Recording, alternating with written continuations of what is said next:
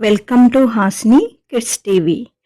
Princess Janu చిన్న honey కథ.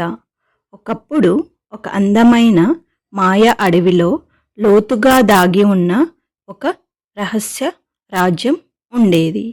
ఆ రాజ్యాన్ని ప్రిన్సెస్ జాను పాలించేది. జాను చాలా మంచిది, దయగలది. ఆమె రాజ్యం ప్రకాశంతో మెరిసేది. చెట్లు మాట్లాడేటివి, పూలు నవ్వేవి, సీతాకోక చిలుకలు ఎప్పుడూ నాట్యం చేసేవి. ఆ అడవి దగ్గరలోనే ఒక చిన్న గ్రామం ఉండేది. అక్కడ హనీ అనే 6 సంవత్సరాల చిన్న పాప ఉండేది. హనీ చాలా ఆసక్తికరమైన పిల్ల. కొత్త విషయాలు తెలుసుకోవాలని ఎప్పుడూ అడవిలోకి వెళ్ళేది.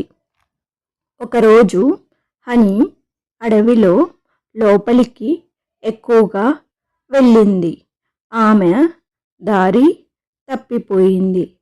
ఇప్పుడు నేను ఇంటికి ఎలా వెళ్దాం అని భయపడింది. ఆమె చుట్టూ చూస్తూ ఉండగా ఒక విచిత్రమైన వెలుగు కనిపించింది. ఆ వెలుగు దగ్గరికి వెళ్ళి చూసింది. 2 పెద్ద చెట్ల మధ్య ఒక మెరిసే తలుపు ఉంది అని ఆశ్చర్యపోయింది. ఆమె మెల్లగా తలుపు దగ్గరికి వెళ్ళింది. ఆ తలుపులు స్వయంగా తెరుచుకున్నాయి. అని లోపలికి వెళ్ళింది. అది ఒక అద్భుతమైన ప్రపంచం.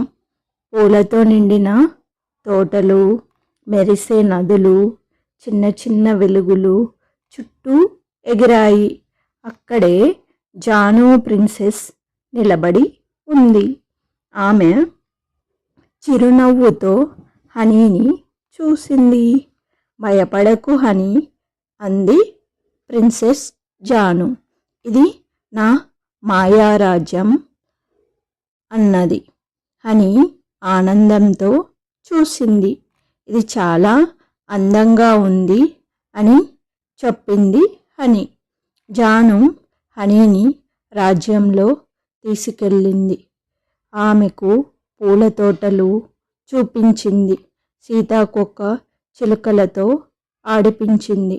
కొంతసేపటికి హనీ తన ఇంటి గురించి ఆలోచించింది. నాకు ఇంటికి వెళ్ళాలని ఉంది జాను అని అన్నది మెల్లగా.